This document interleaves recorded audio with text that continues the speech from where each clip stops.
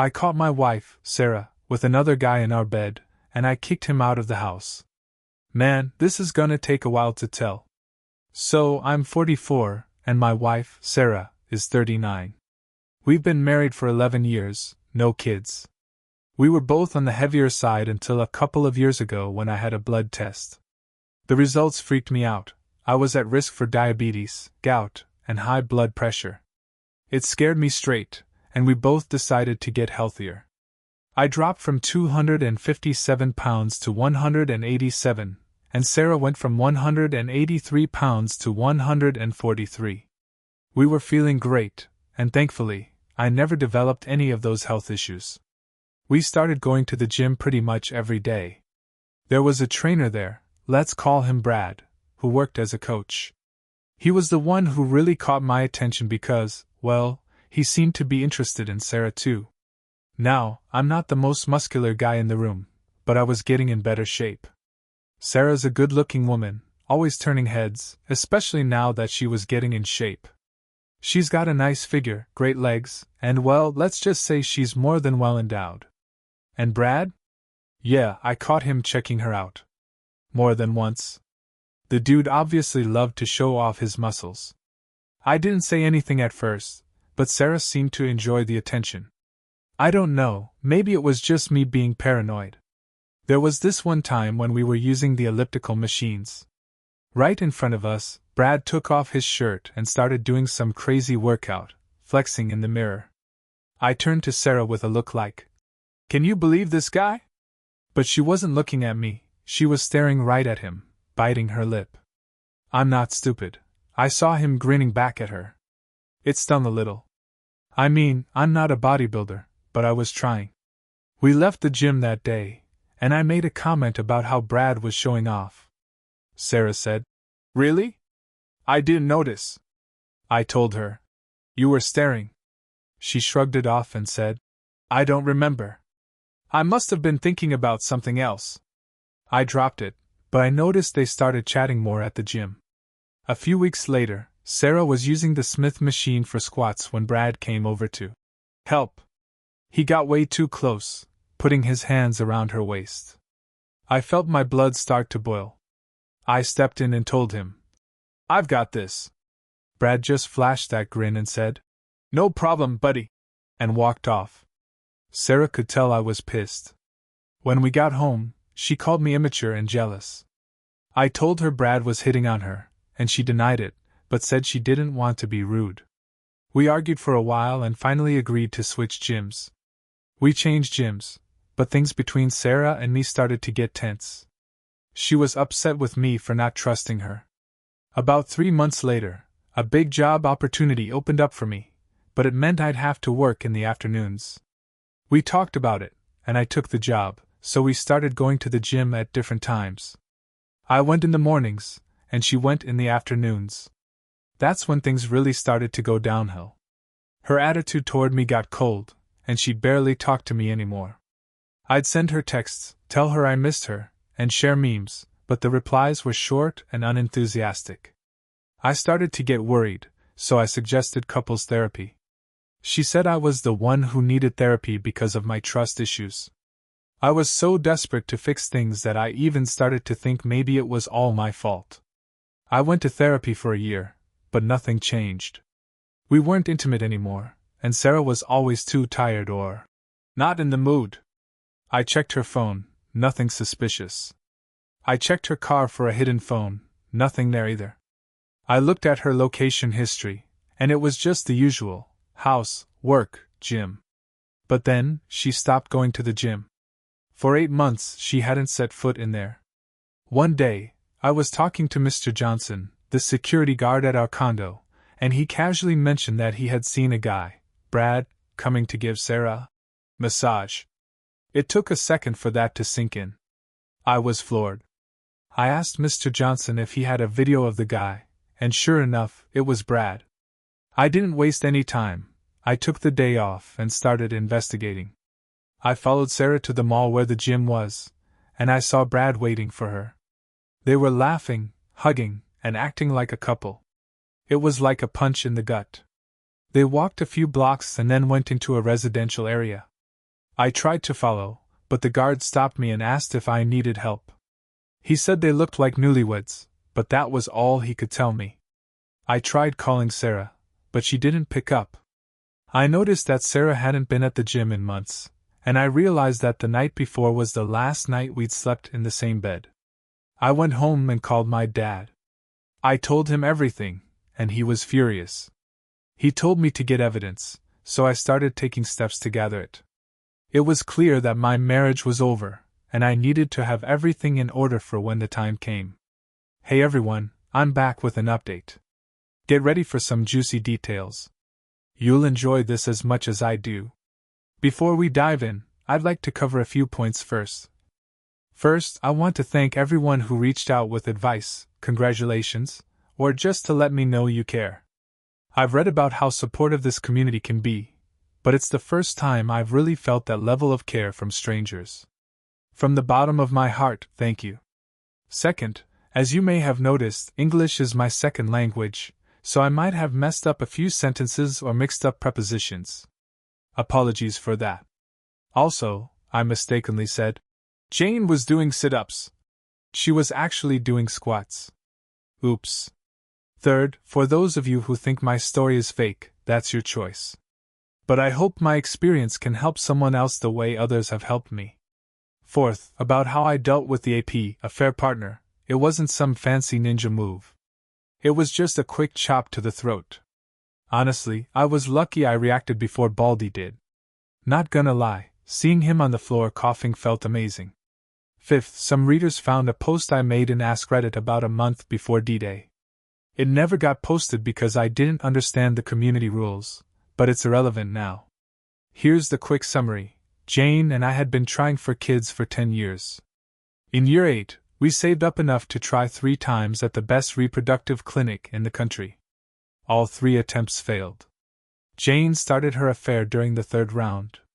That's also where my blood was tested, and after learning about my family's medical history, they warned me I was at high risk for diabetes, gout, hypertension, and strokes. I should probably thank them. Someone suggested Jane might have intentionally aborted the 3rd attempt because it could have been AP's baby, but that's not possible. Jane's unable to conceive naturally, and the embryos were fertilized in vitro. I tried to post this, but Jane shut me down, saying she didn't want kids anymore, so I let it go. I'm certain Baldy had nothing to do with her decision. This will be important later. Let's continue with the update. It's been 12 days since D-Day. Here's what's been happening since then. D-Day +1, Friday I had a heart-to-heart with Mr. P, and he admitted he faked his shoulder pain just to warn me about Baldy. He also mentioned that a nosy neighbor saw me kicking Baldy out of my apartment naked, so in a week, everyone in the condo will probably know. My brother helped me change the locks. When he left, I felt so alone and cried a lot. I called in sick to work. That evening I spoke with my lawyer, who said he's preparing the divorce papers. He couldn't start until he had the evidence. It'll be a divorce by mutual consent, which will be smoother than a contested divorce.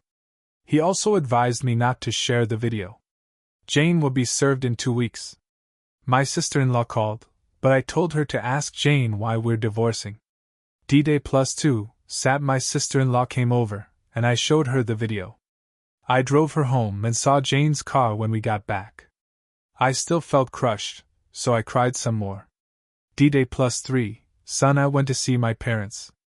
My mom cried with me, she really loved Jane. My dad gave me a talk about my assets and what I need to do. When I got back home, Mr. P told me that Jane and Baldy had both shown up at the apartment, but oddly, they came at different times. Jane came in the morning, saw my car wasn't there, and tried to get in but the key didn't work. She asked Mr. P where I was, and he gave her my lawyer's card. She left without a word. Baldy came in the afternoon, asked for Jane, and Mr. P told him she didn't live there anymore. He then asked about me, and Mr. P said I was out and didn't know when I'd return. He left without saying anything. I wanted to ask about Jane, whether she was sad, healthy, or even concerned about me, but I remembered what happened on D-Day and just thanked Mr. P and went to bed, crying again. D-Day +4, "Mon, I didn't feel like going to the gym, but I remembered advice from this community to hit it hard. So, I found a new gym near my office and had a great session. I felt pretty good. When I got home, I didn't cry, but I did start taking down all of Jane's pictures. D-Day +5, Tuesday I met with my lawyer to review my assets. Thankfully, my dad had made Jane sign a prenup, so she can't touch anything I owned before we got married, mainly my house. Everything else gets divided 50-50, and I'm going to get compensation for her adultery. As part of the compensation, I won't pay her alimony. I can fight for more, but honestly, everything reminds me of her, and I want a fresh start. On my way out, I overheard 2 neighbors whispering about me, but they pretended they hadn't seen me. I knew this would happen. The rest of the week went on like that: gym, work, rinse, repeat. D-Day +6, when nothing really interesting happened. I only have Facebook for social media and ignored all the DMs asking me to contact Jane. I spent the day on Reddit, reading other stories of people who'd been through what I was experiencing. It made me feel better, so I decided to share my own experience. D-Day +7, Thursday I started writing this post and published it before heading to the gym. When I was at work, I was amazed at how many people had reacted to my story. It felt good to be appreciated, so I spent the morning responding to comments. D-Day +8, Friday I spent the morning reading and responding to comments. I was smiling. 2 comments stuck with me. One suggested reporting Baldy to my old gym, and the other advised me to sell or rent my house. I wasn't comfortable here anymore, so I looked up real estate agents and decided to rent out the house. I haven't stepped foot in my bedroom since D-Day, and I've been sleeping in the spare room. I don't want to live like this. D-Day +9, Sat since I knew Jane would try to visit, I spent the day out. She did stop by, then visited my parents and brother. They texted me. "Jane came by." I replied, "Thank you, but I don't want to talk about her yet." D-Day +10, Son, I spent the day with my parents in a town a couple of hours away. We had a great time. I don't know if Jane showed up, but my dad told me not to sell the house, just rent it out. I agreed, then headed home. When I got back, Mr. P told me Baldy had come by again, alone. He asked about me, but Mr. P told him I was out, and he left without a word. D-Day +11, Mana went to my old gym, unsure if I'd run into Baldy. He works afternoons, but since he's been screwing my wife, I thought he might have changed shifts. I didn't see him. I asked to speak with Frank, the owner. While I waited, I ran into an old janitor who told me to say hi to Miss Jane. I just smiled and nodded. Frank finally met with me, and I showed him the video. He listened carefully, then said, "You're not gonna like this." He called over a coach named Harry, who's friends with Baldy, and had him tell me about Baldy's girlfriend. According to Harry, Baldy is totally infatuated with Jane, and Frank confirmed it. Baldy had no complaints for months, and now he's apparently trying to marry Jane, by baby-trapping her. I couldn't believe it. I burst out laughing. It felt like sweet karma. After I calmed down, I told Frank I wanted Baldy fired. Frank said he had to report the situation to the Coach Association, which would likely result in Baldy's termination. He'd also lose his coaching license, but he could apply for another one, though it would take months. Baldy could appeal, but it wouldn't get him anywhere. Frank then asked me about the residential area where Jane and Baldy were. I showed him the location, and Frank got upset. Baldy had a key to his late father's house, which was meant for storage, but Baldy might be living there illegally. Frank was going to investigate it further. As I was leaving, Harry called me over and apologized, saying Baldy had never told him about Jane. He begged me to talk to Baldy because he was really desperate, and had been crying. I wasn't having it. I knew Baldy was on his way, and when he arrived, he tried to shake my hand.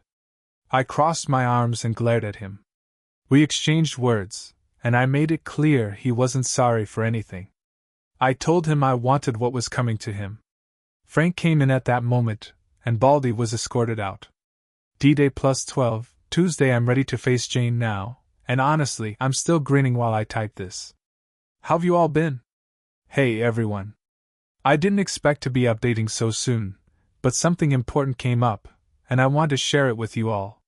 So, remember when I started therapy because Jane suggested I had trust issues?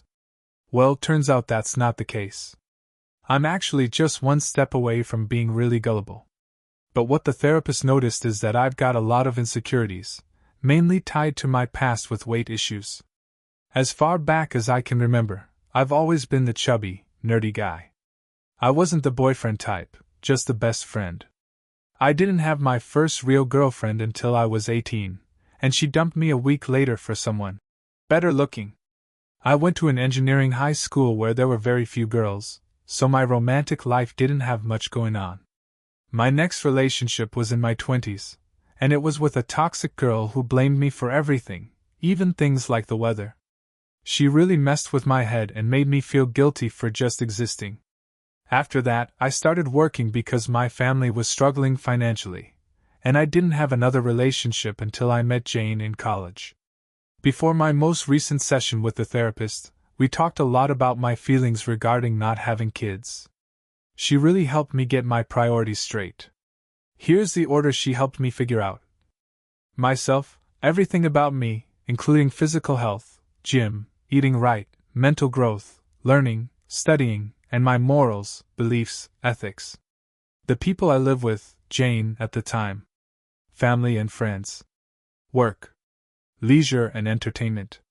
That last session was all about Jane.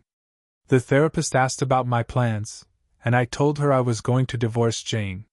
She pointed out that it makes sense I'm so distraught because priority number 2, the person I thought was the most important part of my life, is falling apart.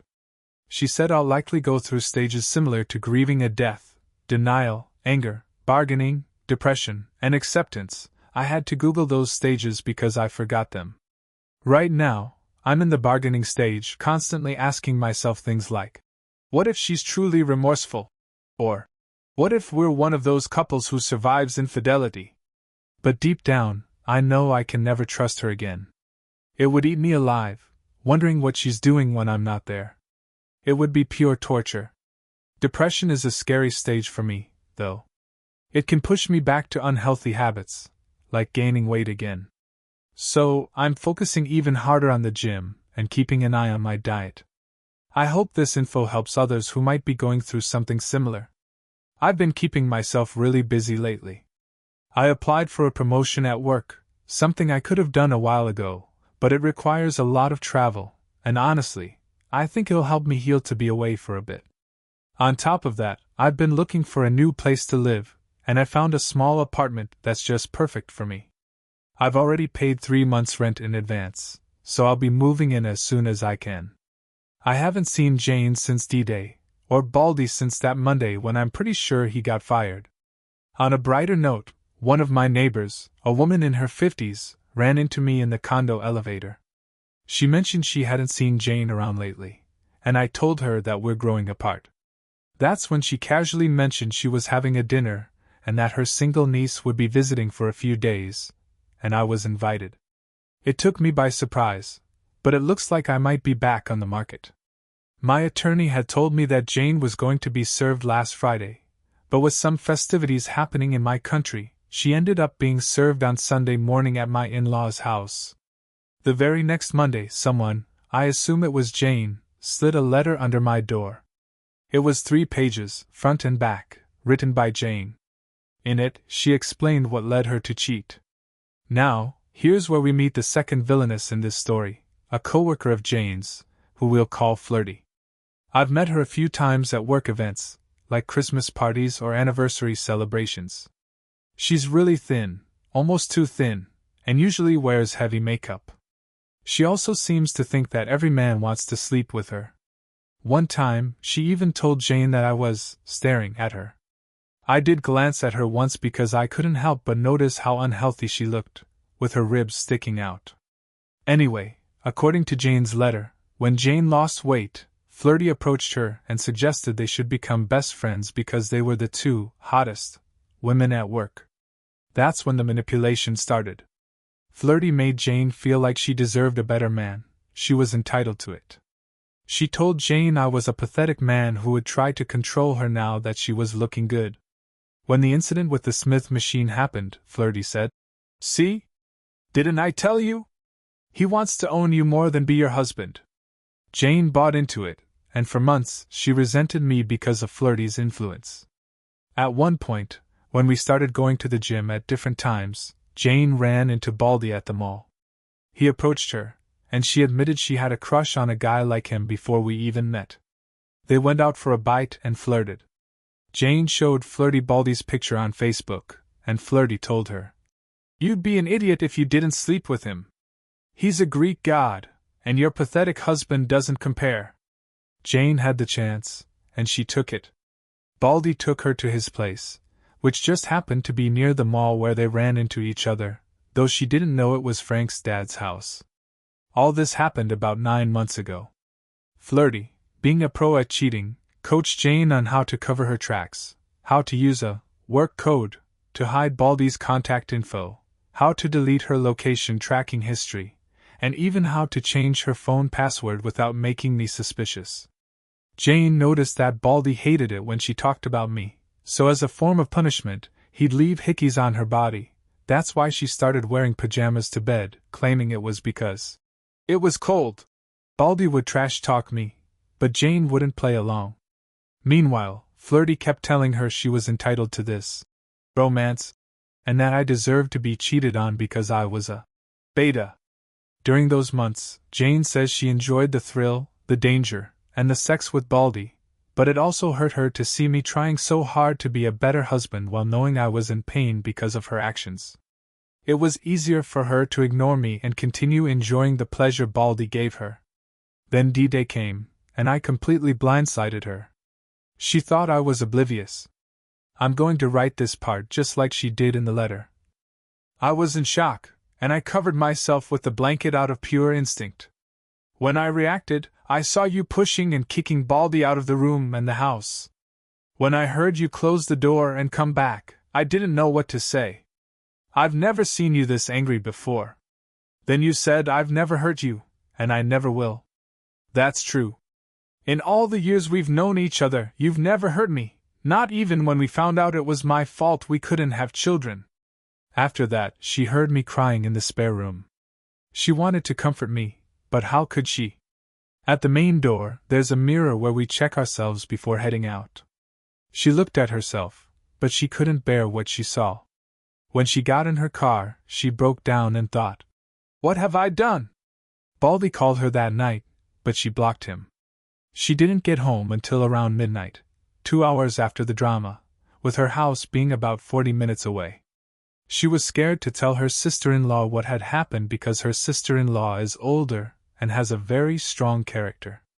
The next day, Jane called Flirty to tell her what had happened. Flirty, unsurprisingly, told her she should be happy she got rid of me. Here's how their conversation went. J. And then what? F. Babe, you're free now. You can sleep with Baldy or any guy you want. J. And then? F. I don't understand, what do you mean? J. What happens when I get tired of sleeping around with a bunch of guys? F. Then you can decide which one to date seriously. J. And then? F. I don't know. Maybe get married? J. But I already had a marriage. F. With OP? He's a loser. I bet Baldy's 100 times better than him. J. No, that's not true. He gave me a good life. F. Don't settle for so little. You can do so much better than him. Then they had a huge fight in front of their coworkers. Jane doesn't remember all the details, but she recalls swearing and yelling at Flirty. Flirty told her that any guy hotter than me was better than me. Honestly, I don't even get what her problem is with me. But after all that, Jane realized the gravity of what she had destroyed. She was inconsolable, and her boss let her leave early. The following day, I showed my sister-in-law the video. Jane was babysitting her twins at the time. After I dropped Jane off, my sister-in-law asked Jane to help her with some errands, just the two of them. But that was a lie. They parked in a park, and my sister-in-law confronted Jane, demanding to know what was going on in her head to cheat on me. Jane cried and said, "I don't know." My sister-in-law confessed that she had been envious of our marriage, 11 years together with barely any major fights. We seemed so happy, and she couldn't believe her little sister was capable of something like this. Jane asked her not to kick her out, but my sister-in-law told her she could stay, but made it clear she was deeply disappointed. She also told Jane that if I ever needed her, she would side with me. Jane understood. The next Sunday, Jane came to apologize, but I wasn't home. When she received my attorney's card, she called him, and he confirmed I'd hired him. That's when she realized I was really going to divorce her. So, she went to her new place, wrote a confession, and sent it to everyone we both knew. Over the following week, I started receiving messages and phone calls, but I didn't want to read or respond to any of them. Eventually, I looked at some of the DMs, and sure enough, that's exactly what she said. Most of the messages were people trying to comfort me. One of her cousins even said it took guts for her to confess, so I should give her another chance. The next week, Jane tried to distract herself with work, but it seemed everyone now knew she cheated. In my country, people view unfaithful women as easy. Her female coworkers refused to speak to her, especially flirty. Meanwhile, her male coworkers were annoyingly friendly toward her. She asked to be relocated, but that would take months, so she quit her job the following Friday. She had a decent amount of savings, our finances were separate, and since I was the main earner, I paid for almost everything. The next day, she came looking for me, in her words, to beg me to take her back. She came by my place, but when she saw I wasn't home, she went to my parents. My dad refused to speak to her, but my mom, though sympathetic, told Jane that she was sorry about everything, but her son, me, was really hurt and asked her not to talk about it anymore. Jane understood, but she didn't stop there. She went to my brother's house. He told her, "Opie isn't here, and honestly, I don't want to talk to you," and slammed the door in her face. Jane returned to her new place, devastated. For the entire following week, she's been reflecting on her actions, realizing the immense damage she caused to our relationship and both our families, all from meaningless pleasure from a douchebag who, in her words, believes vaccines are a pharmacy scam and thinks astrology is real. Yeah, Baldy's heavily tattooed, with a Taurus sign on his arm. My sister-in-law suggested she go to therapy, and I don't blame her. If my brother were in the same situation, I'd be incredibly disappointed, but I'd still try to help him see what was wrong with his behavior. Jane finally went to therapy, and her therapist suggested she write me a letter to come clean. So, in the letter, she swears that everything she wrote is true. She promises that if I take her back, there will be no spouse in the history of humanity more grateful, loyal, and honest than her. She offers full access to her social media, which I already had. She says she'll always answer my calls no matter what, and she'll never have friends I don't approve of. There's more in the letter about family and friends, but I don't think it's important to share here, and it requires too much context. Finally, she begs me to meet with her so she can apologize properly in person. In her words, "Sorry doesn't even begin to describe what I'm feeling right now." What do I think of this letter? There are things I can confirm. She hasn't contacted Baldy since the Monday he was fired, and she confessed to our families and friends. The rest, though, could be partially true, but I'm sure it's been sweetened. For example, she doesn't mention the times she called me jealous and immature. She also doesn't mention letting Baldy do her raw or that she let him finish inside her. She can give me all her passwords, but she lied to my face and gassed at me for 9 months, and she was really good at it.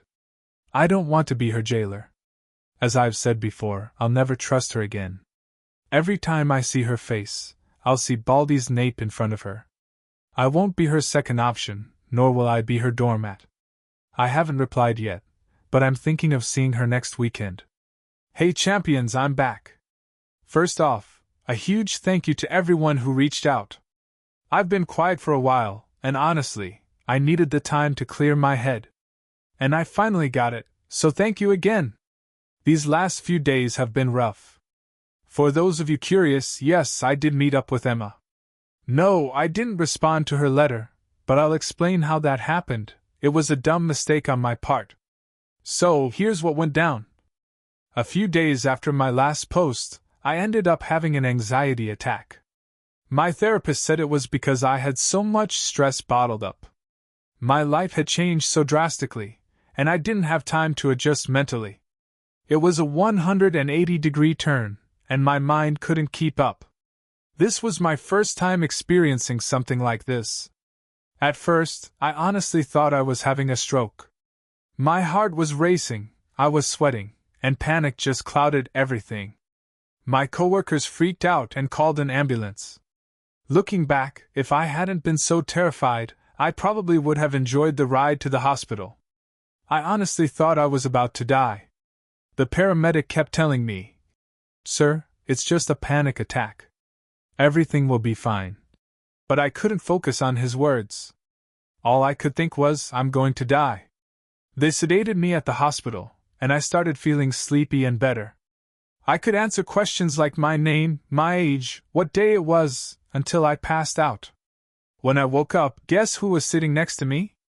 Emma. I'd forgotten to remove her from my emergency contacts. My head was still fuzzy from the meds, and I was so confused. I smiled and said, "Emma?" She was sitting there, reading a book, and when she heard me, she jumped out of her chair and rushed over to me. She had tears in her eyes and said, "Hey, love. You really scared us." That's when everything hit me. I stopped smiling and asked, "What are you doing here?" I tried to sit up, but my body felt numb and awkward. She told me to stay still and not move suddenly. Then, she kissed my forehead and said, "I'll be right back. Don't try to move too much." The kiss felt so familiar, but I knew it had been over a year since she kissed me like that with real love. She left to find the doctor, and I looked around. I was in a big room with 6 other beds. 4 of them were occupied by other patients, separated by curtains for privacy. I noticed that I wasn't wearing my clothes, just a hospital gown. When she came back with the doctor, I learned I had been asleep for 26 hours.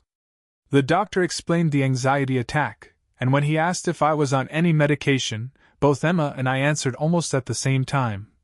No, he doesn't take anything. I hated how well she knew me. The doctor said that anxiety attacks like mine could come from stress or a sudden change in life, or both. I looked at Emma, but she wouldn't meet my gaze. The doctor said I needed time off to rest and suggested therapy, which I already have, but he recommended seeing a psychiatrist because my current therapist couldn't prescribe any meds. He also mentioned I'd probably be hungry, and after I was discharged the next day, I could have a meal. It was 8 p.m., so Emma had about an hour before visiting hours ended, and she didn't seem like she wanted to leave. I felt awkward, so I started rambling. I asked, "You said you scared us? Who's us?" She smiled, probably knowing I wouldn't stop talking. "Your parents and me," she said. "They were here this morning." "Did they leave?" "Yeah, but they're expecting my call. I'll talk to them tomorrow. You can go now. I want to sleep." "But your dinner's almost here," she said. I didn't realize how hungry I was until my stomach grumbled. I hadn't eaten in over a day. A few minutes later, a nurse came in with a tray of food. She asked Emma to adjust my bed so I could sit up and eat. I don't know what kind of face I made, but Emma was grinning at me as the nurse set everything up. I'm usually the guy who devours food, but now I was struggling to hold a spoon. The nurse raised her eyebrows and said, "You're lucky she's been here." Apparently, Emma had given me a sponge bath and even shaved me while I was out of it. I didn't even notice until the nurse told me. Then, the nurse told Emma to help me eat since I was still groggy from the meds. I was still feeling all kinds of embarrassed. "We're getting divorced," I muttered. She didn't react, but the nurse gave me a lecture, saying I should be grateful Emma had been there to help, and that I was ungrateful. After she left, I tried to eat, but my hands were shaking. Emma pleaded with me to let her help. I didn't want to, but I just said, "Fine," and let her feed me. I felt like a little kid. The way she was being so maternal and affectionate, honestly, I couldn't handle it. I could see her more clearly now. She wasn't wearing makeup, and I noticed more lines on her face, especially crow's feet. She had changed, and it made me sad in ways I didn't expect. After she finished, she took the tray out of the room, still in a good mood.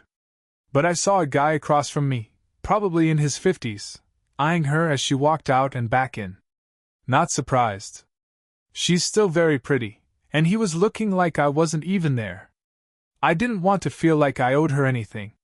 But when she came back, I said, "Thanks for being here." She looked at me, a soft smile on her face, and said, "Anytime." She reached to comb my hair with her fingers, but this time, I was able to pull away. She looked hurt, and I didn't say anything. She tried to hold my hand, but I pulled it back. "Can we talk, please?" she asked. I stayed quiet. There were only 2 reasons I'd even consider talking to her: the twins.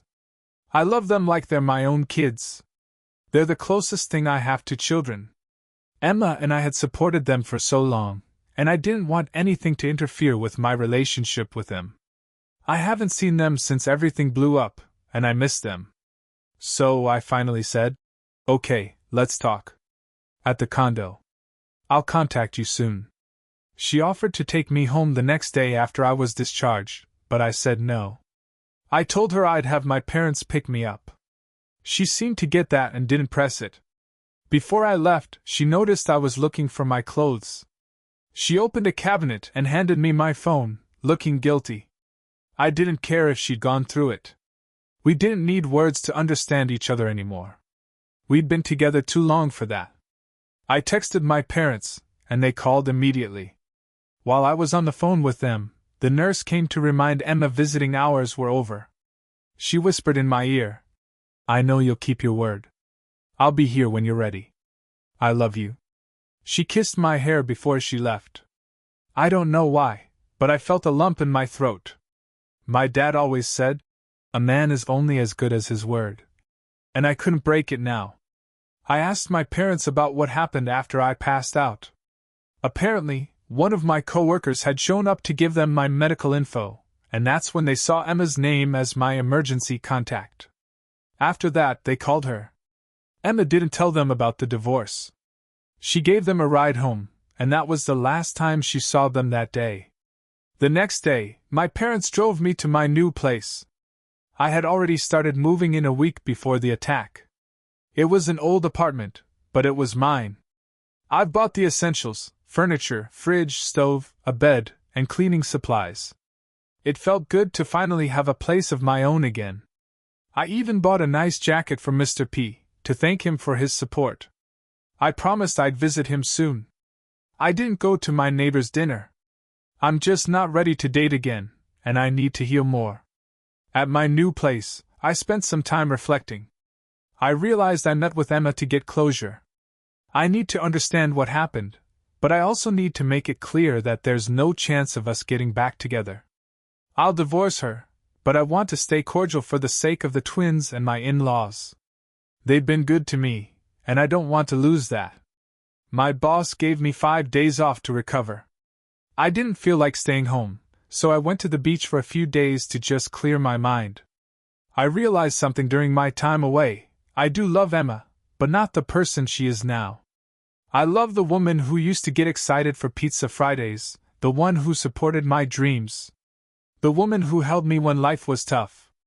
But the person who betrayed me isn't the same. And I can't go back. Finally, I saw my godchildren. My sister-in-law took them to the park, and I met them there. The 4 of us had a fantastic time.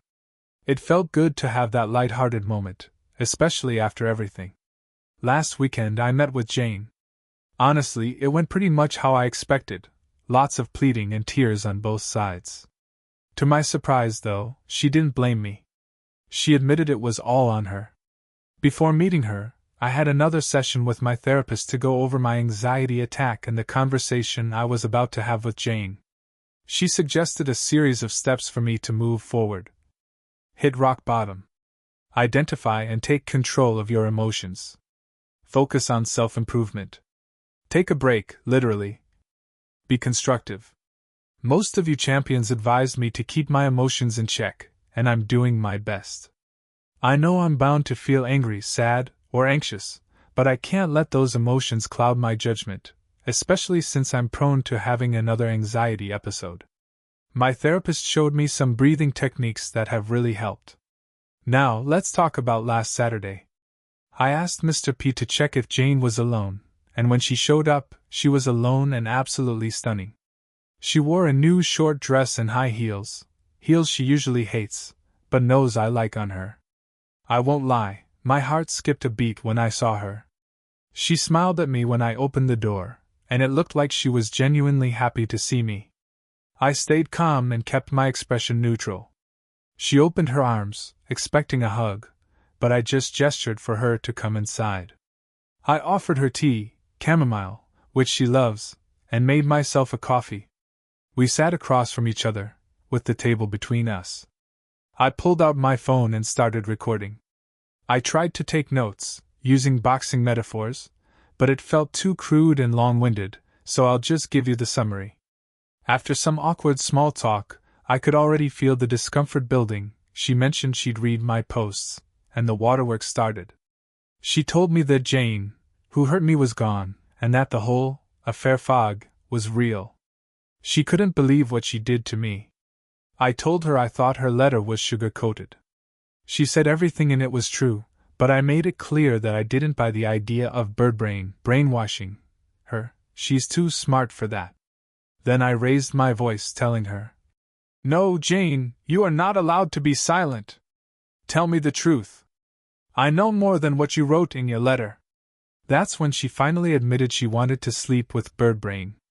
She confessed that she loved the attention, and when she saw him eyeing her, it thrilled her. She said it all started before that incident at the gym, when I was changing in the showers. Apparently, Birdbrain had flirted with her while she waited outside, and she couldn't believe he was coming on to her. She broke down in tears as she said this. I asked, "Is that what it takes for you to throw your morals away? A strong body and a Birdbrain?" From that moment on, I called him Birdbrain. She said she was selfish and stupid, that she took me for granted, but she insisted it was only physical, never emotional. She swore she never said, "I love you," to him, and that I was the only one who had her heart and her body. I was calm for a moment, but I wasn't buying it. I told her, "It's been 3 months since we had sex. The last time, I could tell you weren't into it. I bet you were thinking about Birdbrain." She insisted that wasn't true, that she couldn't live without me. I responded, "I don't believe you. You had a good income. You could easily have a life with Birdbrain if you wanted to." She repeated she didn't love him, that he was just a toy. I called BS, reminding her of the time I saw them in the mall. I'm going to copy this part because it's important. "P. I saw you at the mall with him. Hugging, kissing like we used to when we were engaged." She was fidgeting. "I'm so sorry. P. Tell me the truth. You do love him, don't you?" She shook her head. "I liked how people stared at us. But I don't love him. P. Seems like you were the perfect couple, which could never happen with us, right? You loved the attention. Something you could never get from a person like me." J. Please don't say that. P. Why not? It's true. I don't think of myself as an attractive guy. I'm the kind of person people wouldn't look twice at. J. No, you're the man of my dreams. I only want to be with you. P. If you love me so much, why cheat? What did he give you that I didn't? She couldn't answer. I repeated the question, and she broke down, covering her face with her hands. Finally, she admitted that she found Birdbrain's body more attractive than mine. Another gut punch. I expected it, but damn, it still hurt. She cried, saying it was a moment of weakness and that she hated herself for it. P. One moment? That moment lasted 9 months. I yelled, not able to hold it back. 9 months of disrespect and lies. How can I ever trust you again? Was Birdbrain the only one? What happens when the next guy comes along? You were so good at hiding it. At this point, she was desperate. She kept crying, saying, I'm telling you the truth. I know you have no reason to believe me, but I've reflected on everything. I'm so sorry I hurt you. I'm so ashamed of what I did. I'm begging for your forgiveness. I want to come clean and fix things so we can be together again. I just felt anger. Before, I would have done anything to ease her tears, but now, I could barely even look at her. P. I can't trust you anymore. I can't be your husband. There's no way I can forget what I saw. You texted him the same day I went to my parents', and then half an hour later, he was inside you, raw. And you let him finish inside. Why? By this point, I was crying too. I had to force her to answer.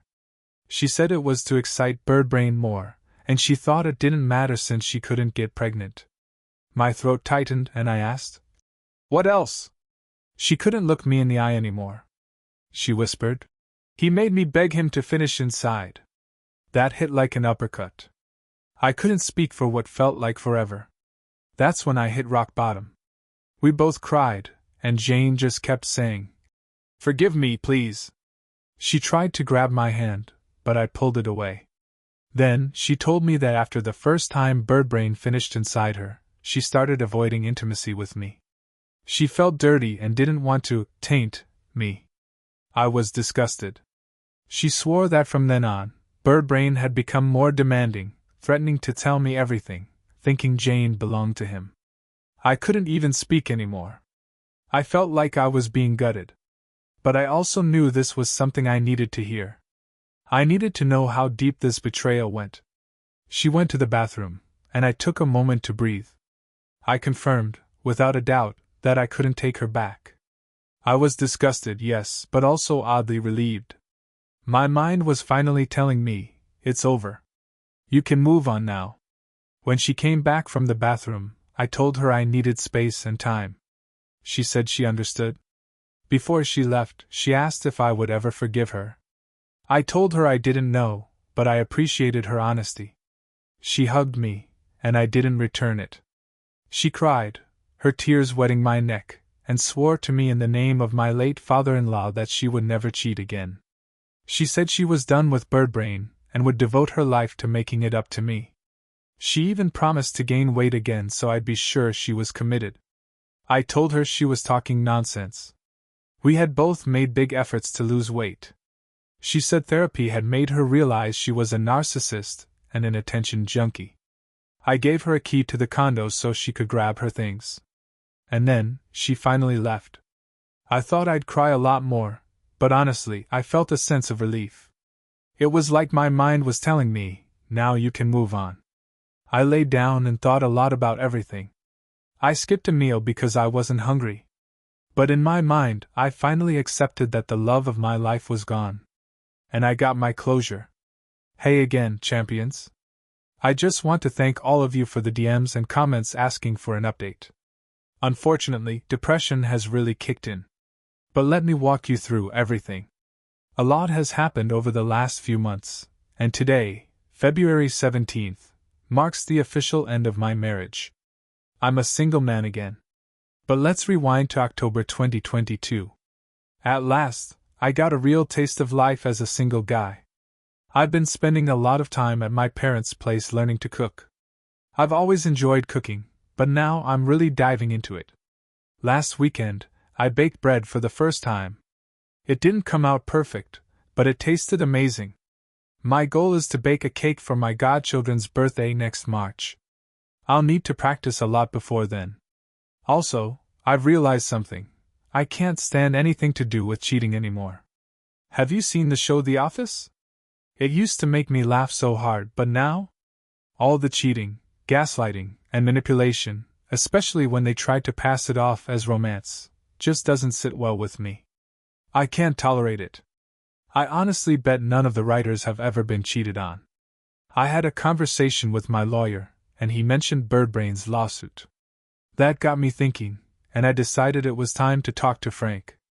Long story short, I met up with Frank, and he told me that Birdbrain had been fired the same Monday I saw him. What's even crazier is that Birdbrain had been living at Frank's father's house illegally. Since Birdbrain had been working for Frank for years, Frank filed a lawsuit for trespassing. That means Birdbrain can't come near Frank or any of his properties for the next 5 years. If he does, the cops will be called. I asked about Jane, wondering if she'd be caught up in this too, but Frank told me Birdbrain admitted she had no idea what was going on. Apparently, she only went over there to work out with him using the equipment Frank had repaired. Plus, Frank assumed Jane and I were still together and felt he owed me this. Frank's one of the nicest guys I know, and he's been cheated on in the past, so he has no patience for that kind of stuff. Frank then pulled out his phone and said, "You're going to love this." He showed me a video from one of his security cameras. At first, I didn't even recognize it.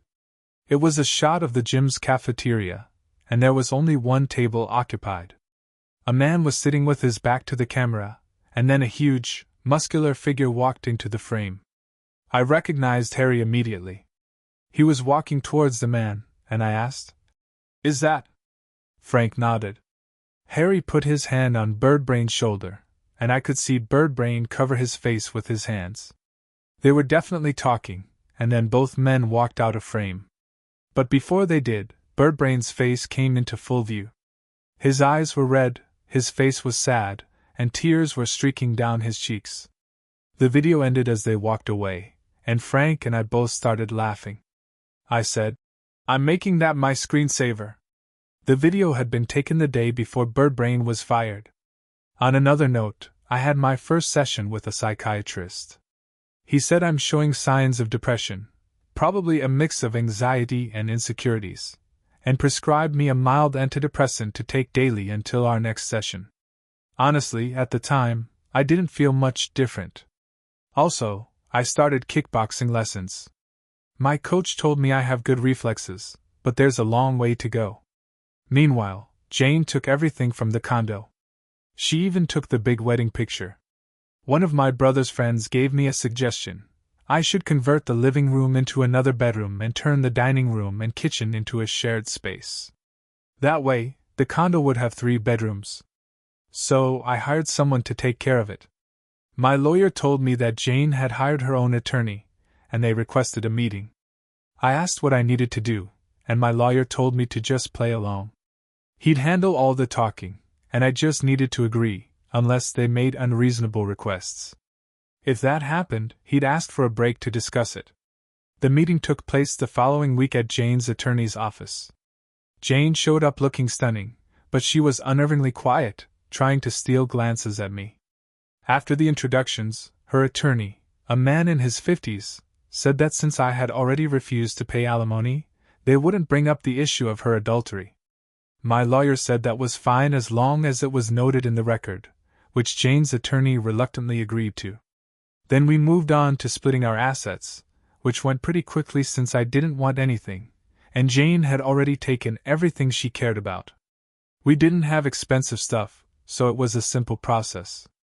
Finally, her attorney asked for 5 sessions of marriage counseling, adding that if I agreed and attended with an open mind and honesty, Jane would guarantee a smooth divorce. My lawyer knocked that down to 3 sessions, with no contact between sessions. I made a face at my lawyer, and he kicked my foot under the table, signaling me to play along. I looked at Jane, who was giving me that look, the one she always gave when she really wanted me to do something. So, I gave in and made the face that said, "Okay, you win." She smiled in response, and it felt like we were back to old habits. Later, I asked my lawyer if marriage counseling was really necessary. He said it was.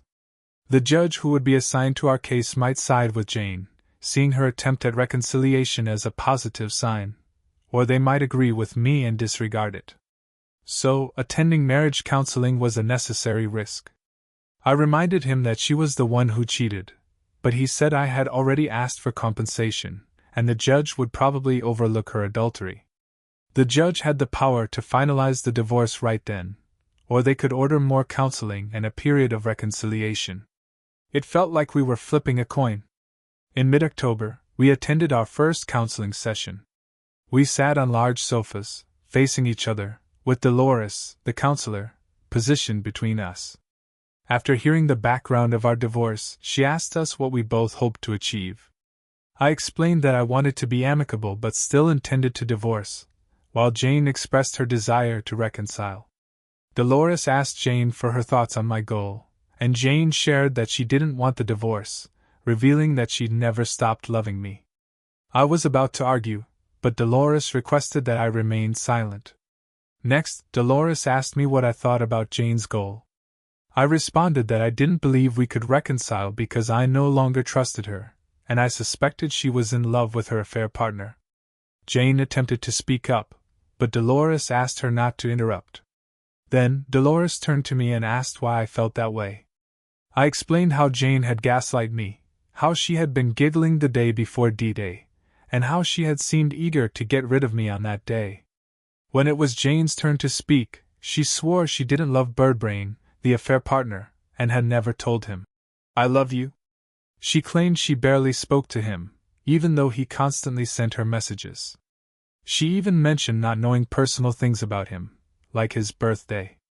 However, she admitted she enjoyed the thrill, the secrecy, and the attention from others. Jane then offered to show me her phone to prove she hadn't been in contact with him that night. I told her the phone was useless, as she used to delete conversations. Dolores chimed in, mentioning that there are apps that can recover deleted messages. I quipped, "Oh yeah?" But Jane fell silent, looking like she was thinking quickly. Dolores and I exchanged glances, and I could see Jane nervously shifting. I asked her, "Will you give me your phone?" Jane looked like she wanted to argue but finally complied. She handed it to me and said, "Please remember, the Jane who texted him isn't the same person anymore." I asked, "What does that mean?" Jane begged me not to make her say more, claiming she had been in the fog during the affair. When I asked Dolores about this, she explained that the fog refers to a state where someone's judgment is clouded by the excitement of a new relationship, making them unaware or indifferent to the consequences of their actions. Jane apologized deeply, saying she couldn't understand why she had been so disrespectful to me. In that moment, I wasn't sure I wanted to know what she meant, fearing that if she had trashed me like Birdbrain did, it would be a devastating blow, as I had confided everything to her. Dolores then asked me what it would take for me to consider reconciling. I said there were two major obstacles I couldn't see a way around. First, she had lied to me for a long time, and I didn't trust her anymore. Second, I couldn't be intimate with her again since she had given herself to another man. This made Jane tear up. She claimed it was purely physical, like using a dildo, and swore that Birdbrain wasn't very impressive. I reminded her of my first reason. She desperately insisted, "I have never made love to him, you are the only one." I snapped, "And that's why you didn't touch me for months?" Dolores asked Jane why she had cheated on me. Jane explained that she had been the chubby girl who was bullied and ignored as a teenager. In university, she had friends, but they often left her behind, and if not for her great grades, they wouldn't have paid attention to her. Then, she met me, and it felt like finding a twin soul. When she lost weight, it made her look more voluptuous, which drew attention from men. At first, she was scared by it, but when her friends and flirty praised her beauty and confidence, her ego soared. When Birdbrain started staring at her, she felt validated. Jane told me, "You don't know what it's like to be ugly." I replied, "I do. I've faced rejections and friend zoning. At work, female colleagues made lists of attractive men, and I wasn't on it. I'm still unattractive, but it didn't matter because I had someone who loved me. That person traded me for a better-looking guy." Dolores then asked if I could see remorse in Jane. I admitted that I could, but it seemed more because she had been caught than because of the affair itself. Jane said she knew she had messed up and had confessed to all our mutual friends and family. Dolores was curious about why Jane confessed to people unaware of our issues. Jane said she felt she deserved punishment, and that it wasn't enough for me to be angry or give her the cold shoulder.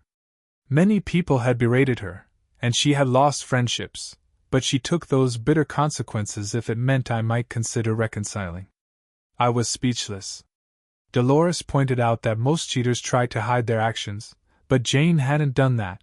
She had owned her mistake, and that was something I should give her credit for. I asked what would have happened if I had never found out. Jane explained that Birdbrain had been getting aggressive and had demanded that one of them tell me about the affair.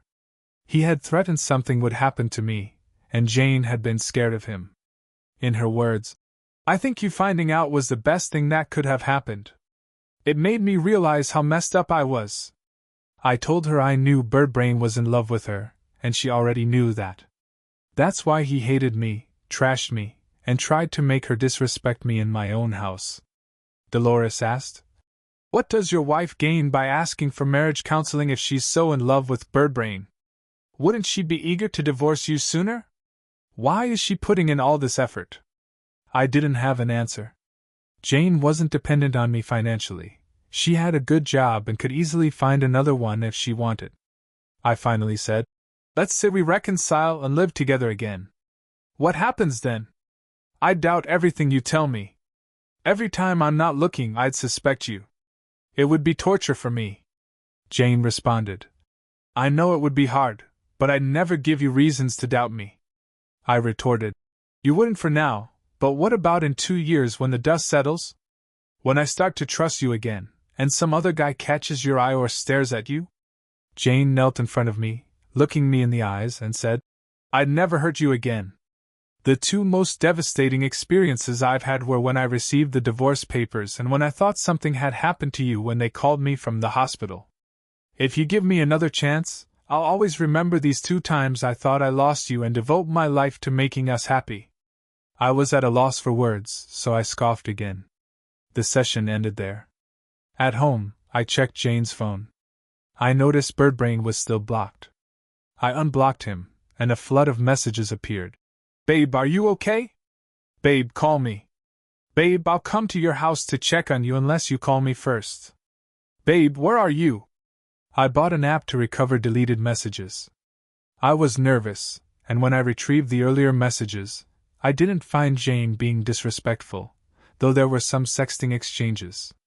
Birdbrain used a lot of crude language, but Jane never seemed to enjoy it. He used pet names like "Babe," but Jane never reciprocated with "I love you." In the messages I found, Birdbrain mocked me, calling me fatty, pathetic loser, and little girl. Jane's replies were short and dismissive, saying things like, "I don't want to talk about my husband." As the messages progressed, Birdbrain became angrier when Jane didn't play along, even threatening to come to my workplace. However, Jane begged him not to, knowing it was a bluff. I found no messages from the night before D-Day, nor any call records. But then, I found her messages in a group chat with Flirty and 2 other girls. The chat was full of hilarious comments, which made me chuckle a bit. The day after D-Day, Jane was removed from the group. At the next marriage counseling session, Dolores wanted to dive into our past. She asked us to share how we met. I told the story of how Jane and I crossed paths at university. We were both in the library, and I had the last copy of a book we both needed. Jane asked to borrow it, since she had to leave early, but I also had to go to work. So, I suggested we just photocopy it together. We were in different majors, but both had the same professor, so the assignment was the same. As we waited in line to make copies, we started talking. I immediately noticed how beautiful, smart, and kind she was. For her, I was just a good person. I lent her the book, and in return, I made sure she had to give it back to me, which meant we'd chat again. I ended up being late for work, but honestly it was worth it. We were just friendly at first, until I invited her out. She turned me down at first, so I kept it casual, just a friendly greeting when we passed each other. Then, about a week later, she invited me out, and from there, everything just clicked. We started dating. Dolores then asked what made us fall in love with each other. For me, it happened when I took Jane to eat Japanese food for the first time. She was struggling with the chopsticks, and finally, she just gave up and stabbed her meat with them instead. I'd never heard her curse before, but when she did, it made me laugh. I ended up telling her I loved her for the first time right then. For Jane, it was a trip we took together. She was nervous about being intimate, thinking I might be disappointed or angry, but when I reassured her, it calmed her nerves. She realized how safe she felt with me, and that's when she first said she loved me. That session, for the first time, I didn't get angry or yell. It felt good remembering the better times. Afterward, I gave Jane her phone back. I told her I believed her when she said she wasn't in love with Birdbrain, and she took the phone, smiled, and walked out quietly. It seemed like she was respecting my request for no contact. The next Sunday, I went to a Halloween party at a bar hosted by one of my cousins, Karen. No costumes were required, and I went alone. Karen had been one of the people Jane confessed everything to, and she told me she was going to introduce me to a hot date. When I got there, Karen introduced me to a woman in her late 20s, very attractive. Let's call her Princess. We exchanged greetings, but then I noticed something strange. She looked at me like I had something stuck in my nose, almost disgusted. I used to ignore looks like that because I had Jane, but at that moment, it stung. It reminded me of how Jane had always looked at me with warmth, and how I fell for her because of it. I tried to talk to Princess, but she barely responded, and kept texting on her phone. Soon, another guy came over, greeted her like he knew her, and asked if she wanted to dance. She looked at me and asked, "You don't mind, right?" I told her to go ahead. Watching them disappear into the crowd, I couldn't help but think. So he didn't even know she was here, but somehow, he was looking for her. I searched for Karen, found her talking to Princess, and overheard them talking about me. Princess didn't think I was a catch, which made me feel like a complete loser. I told Karen I wasn't feeling well and was leaving. Karen shot me a look full of daggers.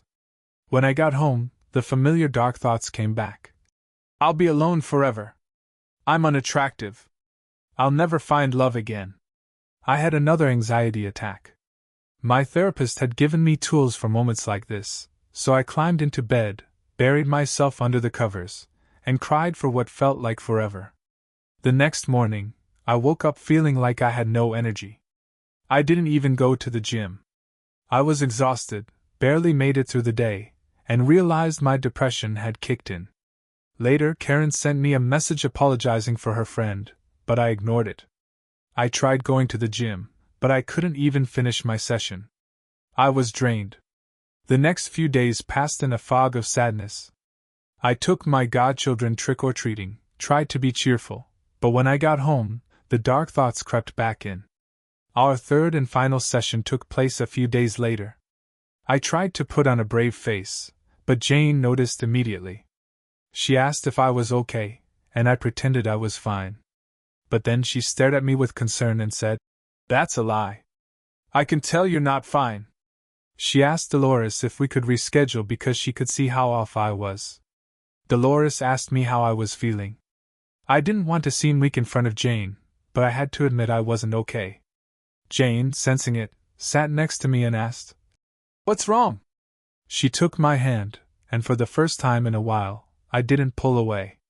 The tears came, and I couldn't stop them. Jane gently caressed my back as I regained some composure. My nose was running, and my eyes were swollen, but I felt a little lighter. When I came back from the bathroom, Jane was wiping away her own tears. Dolores asked me why I was so sad, and Jane quickly said it was her fault.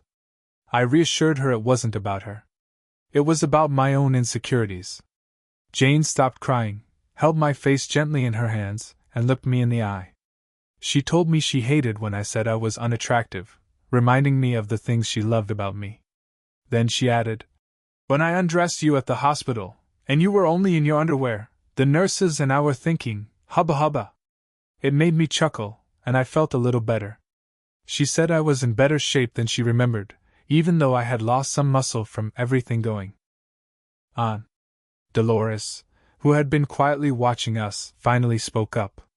She said that Jane and I still had a chance to build something new, even if the old version of our marriage was over. She suggested that we could work on a fresh start, a new concept of marriage. Jane was excited about it, but I wasn't sure. I said I would think it over and consult with my therapist and lawyer. We spent the rest of the session talking about our lives separately. Jane had gotten a new job, and I was focusing on learning how to cook and improving my mental health. We talked about the positives and negatives of being separated. Jane admitted that she hated being alone, and not being in her home with the man she loved. She pressed my hand, and I felt it. Her warmth felt like a ray of light in the darkness. The session ended, and Dolores signed the necessary paperwork. We walked out together, and I drove Jane to her car. Still unsure about everything, she asked if my no-contact request was over. I said, "I guess so." Then she asked if we could go out for dinner on my birthday, just to talk like old times.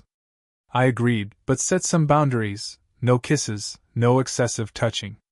We agreed to meet the day before my birthday, and I asked for some more space in the meantime. Hey champions!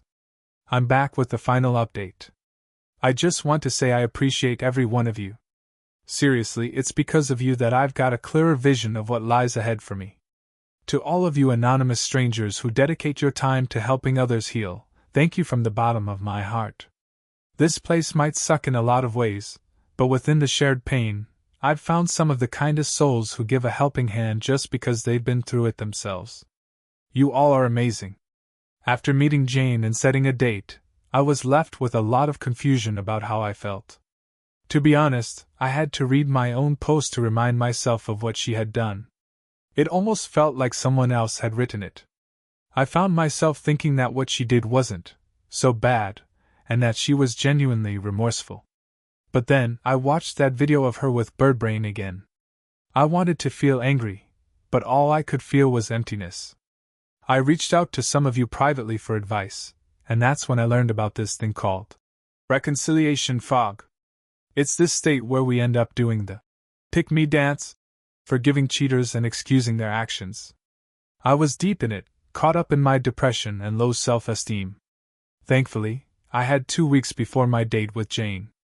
I made sure to meet with my attorney first. He said it was a terrible idea.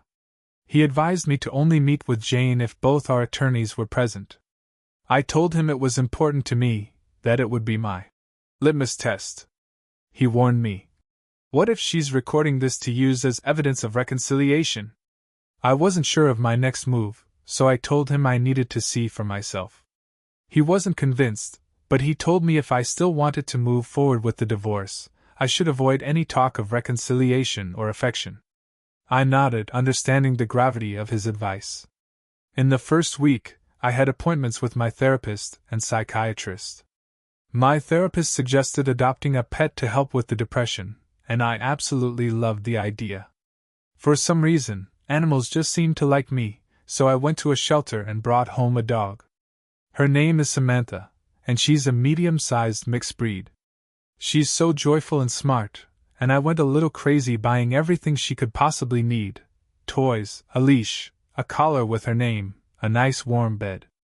She really helped lift my spirits. My godchildren adore her too.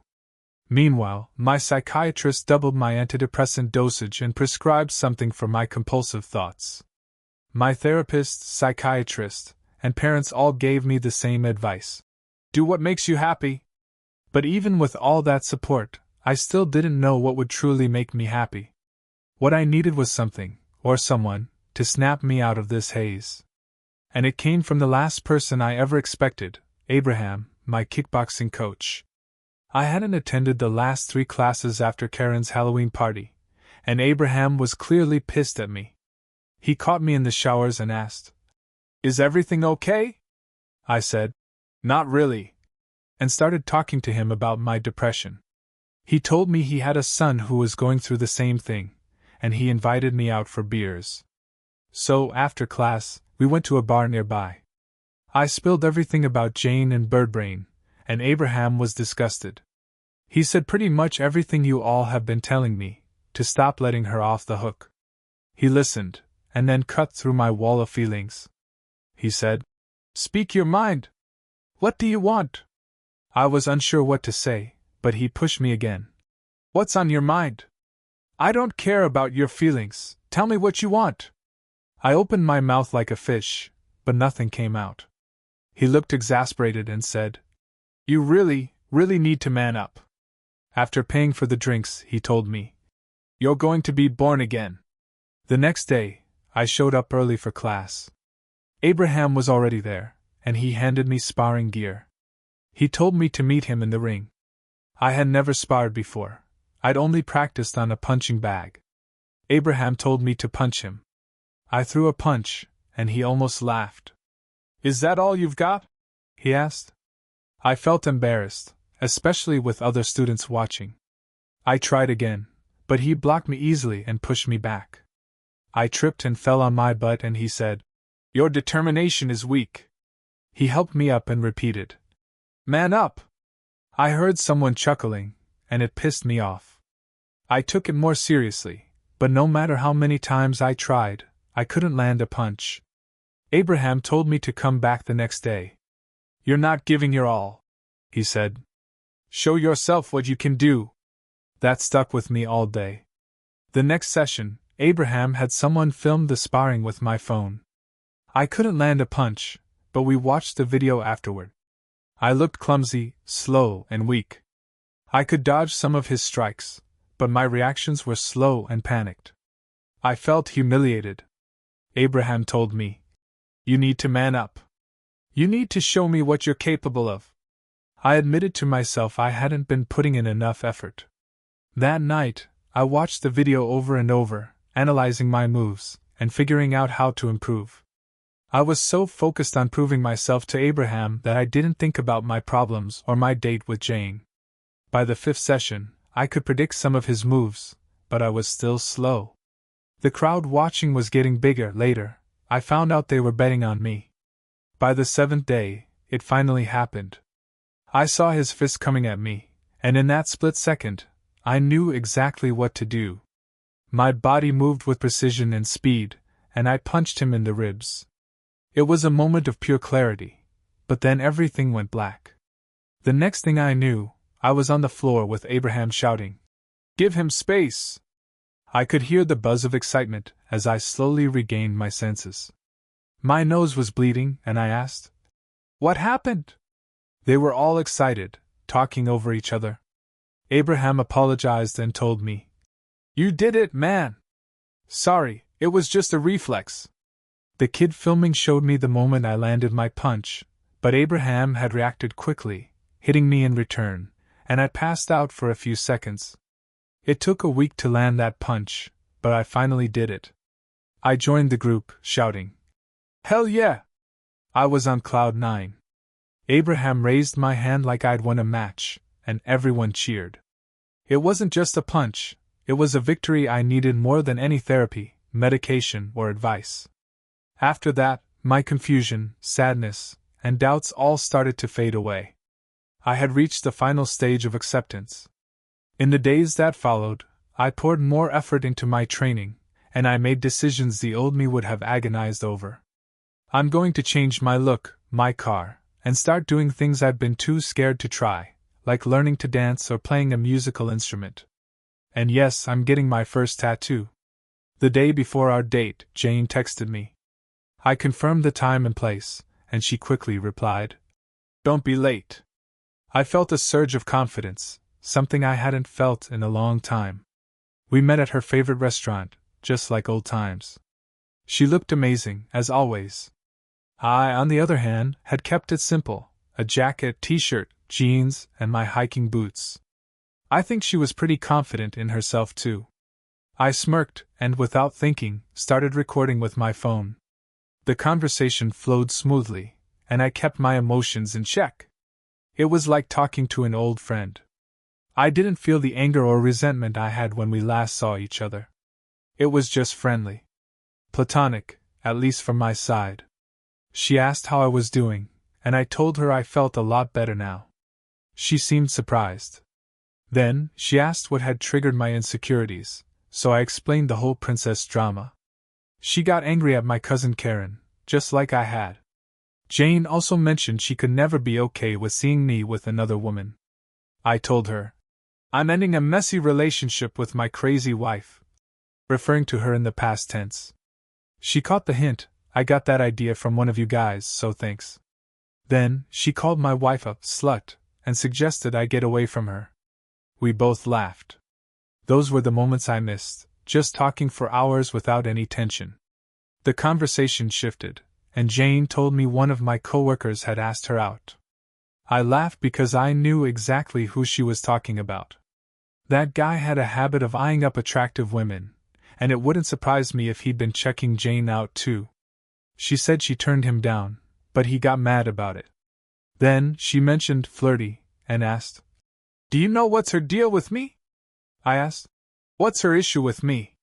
Jane shrugged and said, "I think it's your ethnicity, and she can't stand that you're more educated and make more money than she does."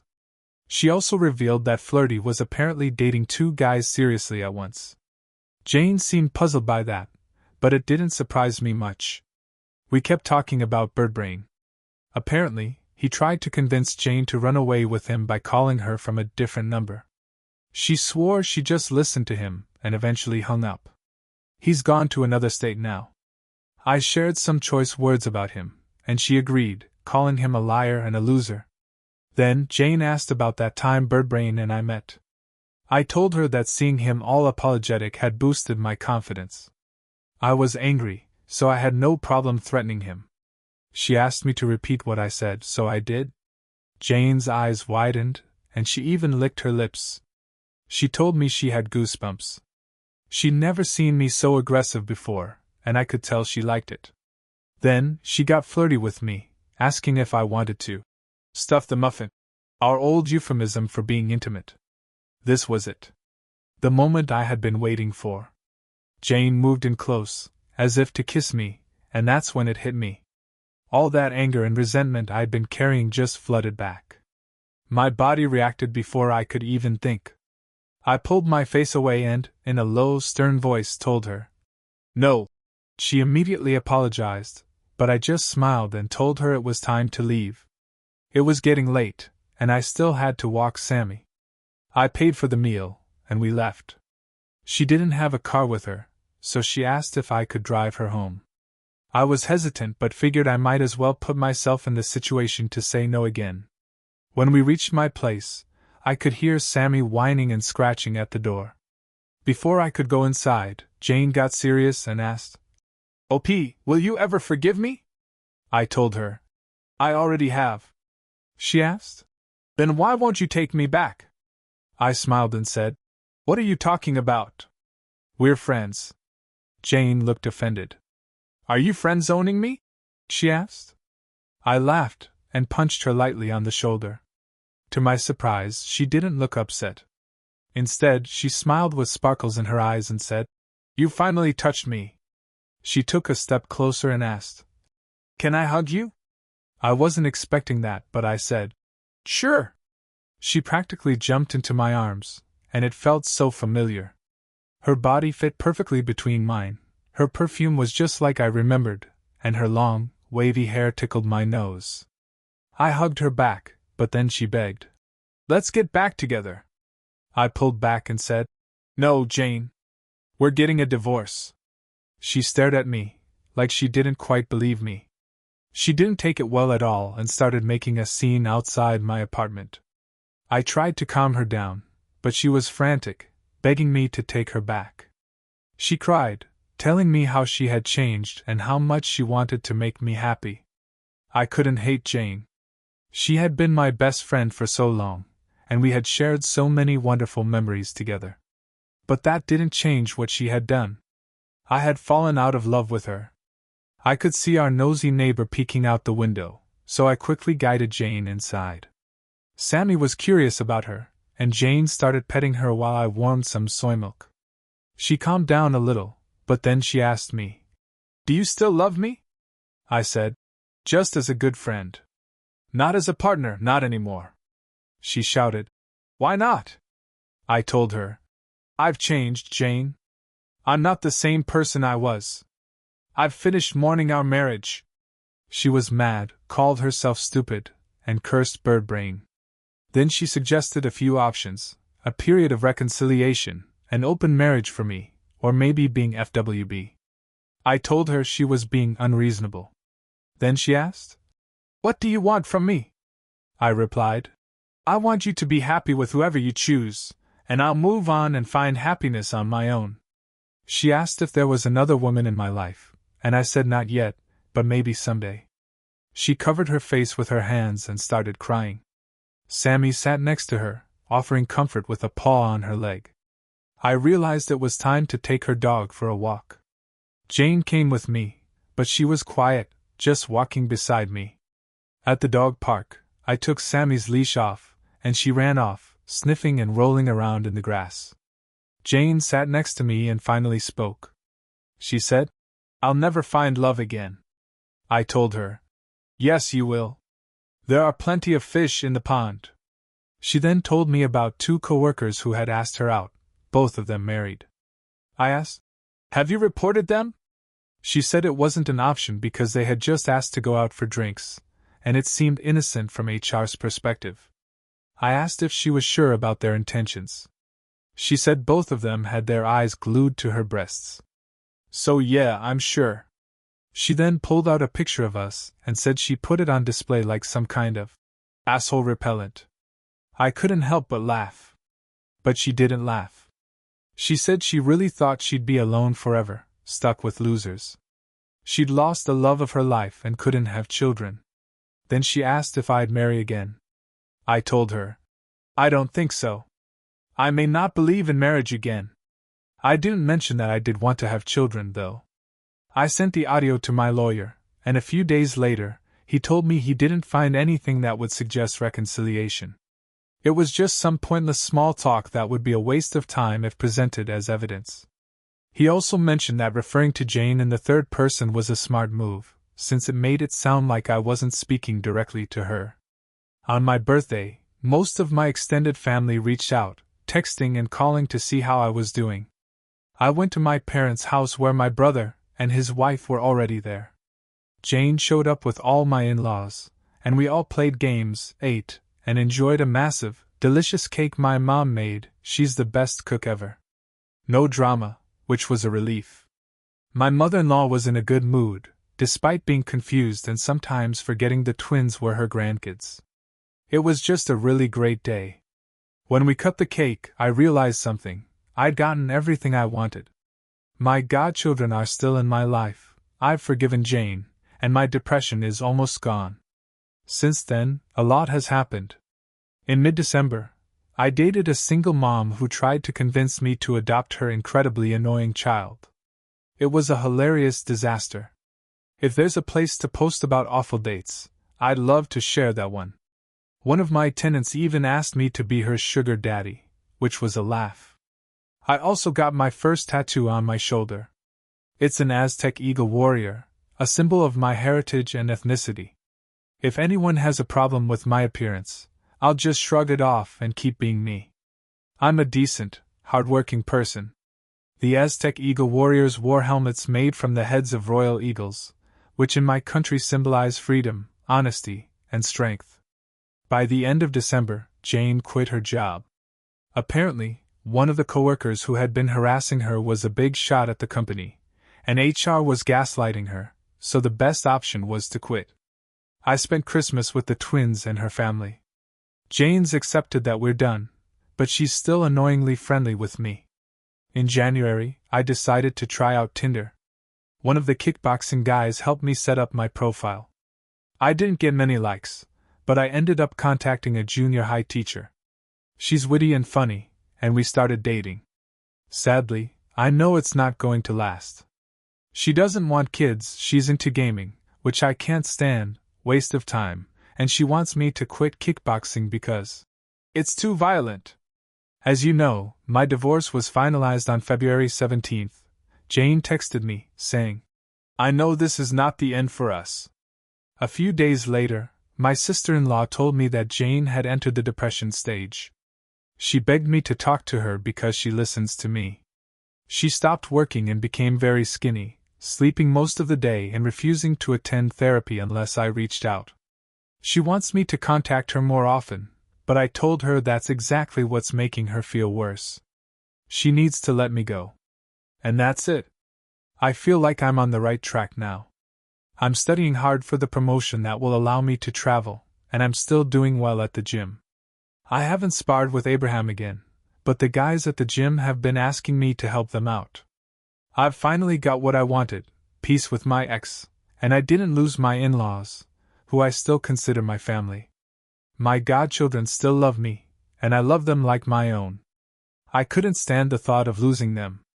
Because of them, I went through the tough times, went through the stages of mourning, and eventually got over Jane. In my country, godparents are considered second parents, responsible for the kids if anything happens to their mom and dad. To anyone who's mourning a marriage, don't let the bitterness take over. There's light at the end of the tunnel. It'll take time and effort, but trust me, someday you'll get past it. Not today, maybe not tomorrow, but eventually you'll move on. I wish you all the best. As a real rock star used to say, Bantar out.